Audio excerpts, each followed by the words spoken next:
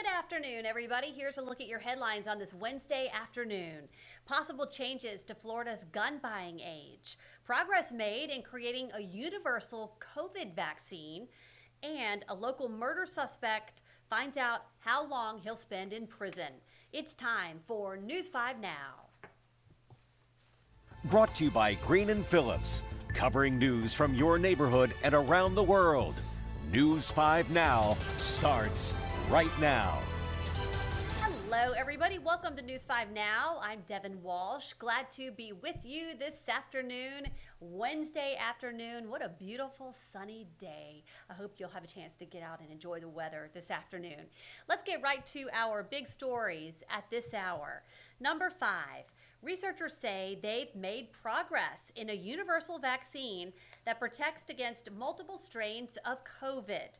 They are exploring ways to make a vaccine that helps the body create antibodies for different COVID strains, as well as the flu and the common cold. The current vaccine needs to be updated often because the virus keeps mutating.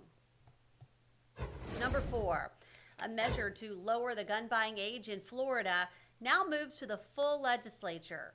A House bill has cleared committee and is set to be debated on the House floor. Governor Ron DeSantis is pushing to lower the state's gun buying age from 21 to 18. The age was raised in 2018 in the wake of the deadly school shooting at Marjorie Stoneman Douglas High School in Parkland.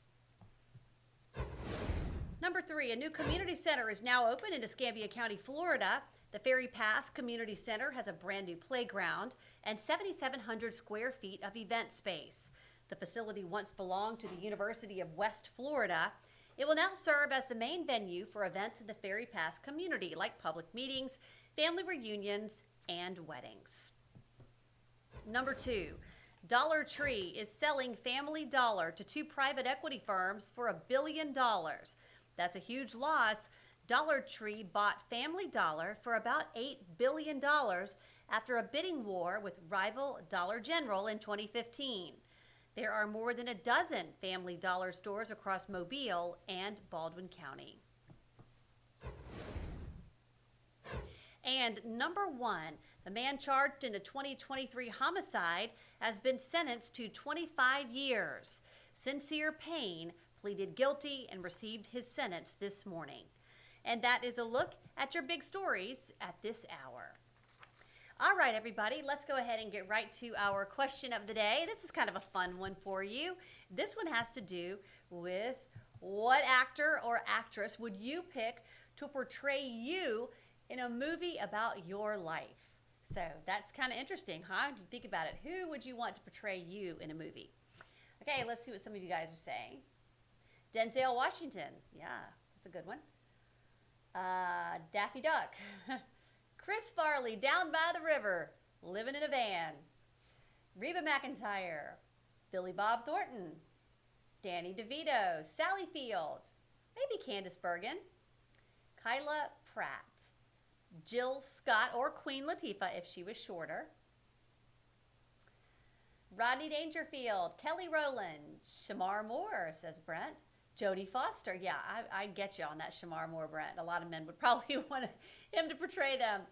Jodie Foster as me now, younger me, Millie Bobby Brown. Anne Hathaway, Reese Witherspoon. I said Reese Witherspoon for me because I just think she's, I don't know, just really, really positive, and I just like her.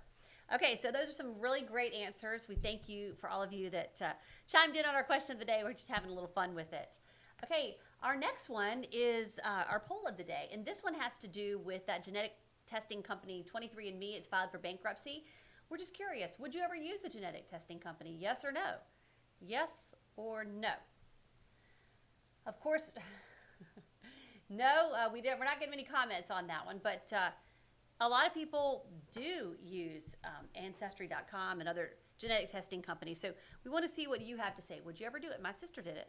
My sister Molly did it. So kind of interesting that they filed for bankruptcy, but I think they started out with just regular genetic testing, then it kind of went into more healthcare, and I think that's kind of what happened when they took that downturn. So go ahead and vote in our poll of the day. You can do that till 5:30 tonight, or answer our question of the day on WKRG.com or our Facebook fan page. All right, everybody, that's going to do it for me for News 5 Now. Thanks for joining me. I'll see you back tomorrow because I'm actually taking the afternoon off. I'm going to go watch my son play tennis. I never get to see him play, so I'm going to watch him today, so I will not be on at 5, but Cherish will, and she'll be on 4 on 5 as well. And I'll see you back for WKRG News 5 at 9 tomorrow morning. Have a great afternoon, everyone. Covering news from your neighborhood and around the world. You are watching News 5 Now, brought to you by Green & Phillips.